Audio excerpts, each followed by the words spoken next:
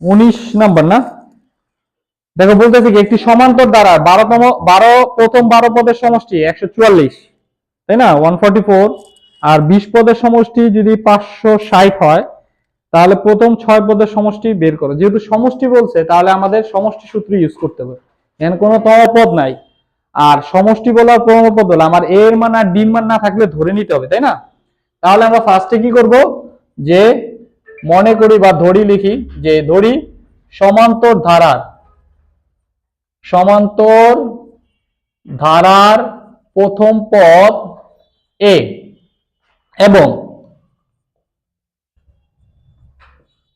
সাধারণ অন্তর, সমান্তর ধারা যেহেতু তাহলে সাধারণ অন্তর ডি।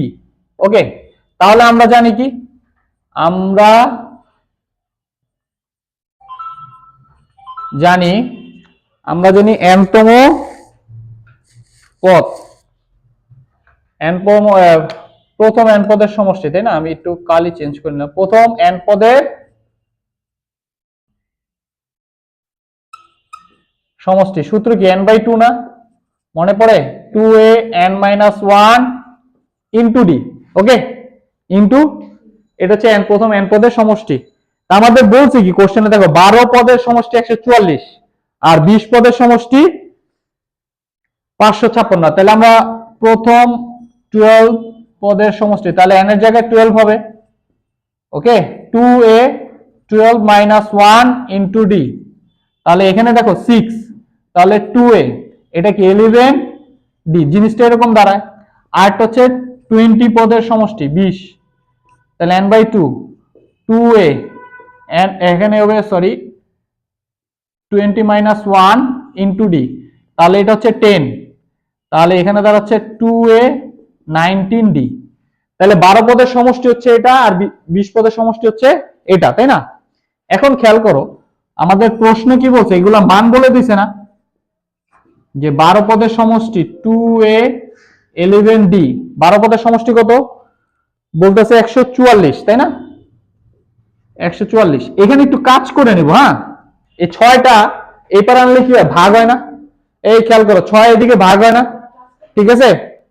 এটারে ভাগ করলে কত হয়, কত ভাগ করো, 144 কে 6 দিয়ে ভাগ করো, দেন কত হয়?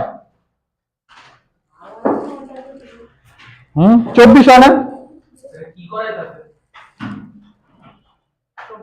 হ্যাঁ 24 হয়। তাহলে এখানে দেখো 2a 11d, এটা হচ্ছে গিয়া 24, ঠিক আছে? এটাকে ইকুয়েশন 1, ঠিক আছে?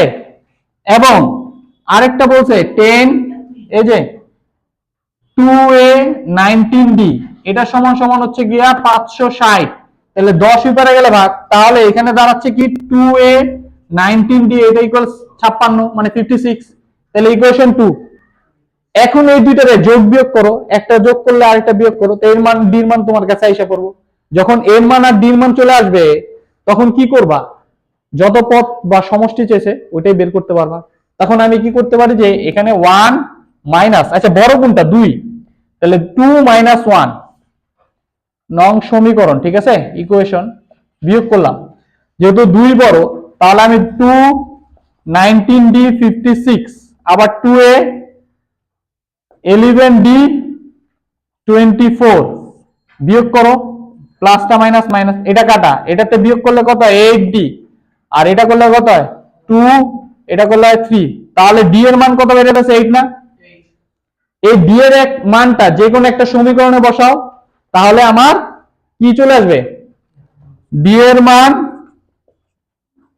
আমি 1 নং সমীকরণে বসাইলাম, 1 নং সমীকরণে বসিয়ে পাই, আমি এদিকে লিখলাম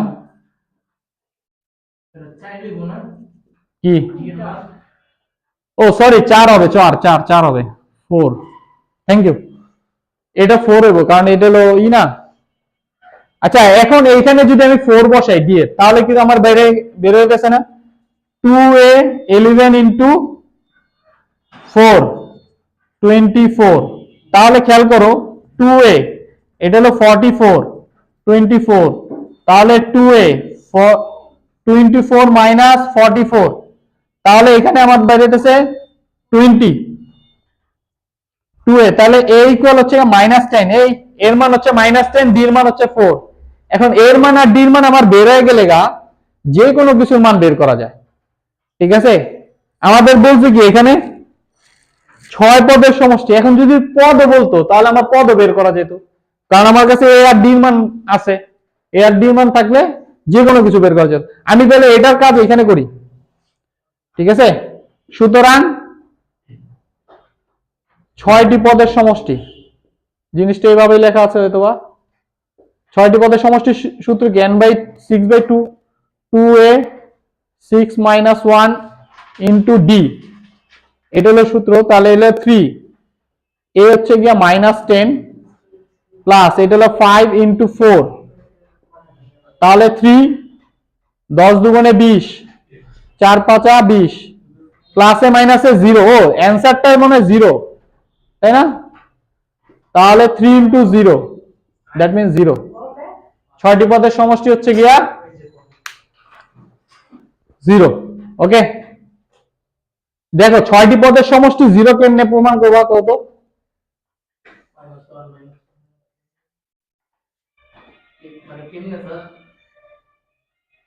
ফার্স্টেরটা এই যে প্রথম পদ যদি -10 হয়, পরেরটা কি হইব? 6টি পদের সমষ্টি চাইছে না, 6টা পদের সমষ্টি হচ্ছে 0 বের হইতেছে। অ্যান্সার কি 0 আছে না?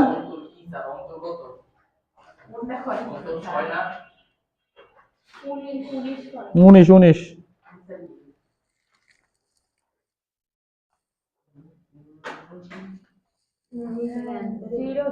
0, তো অ্যান্সার রাইট না? তাহলে এই পর্যন্তই। এটা দেখা যায় না ভিডিও না।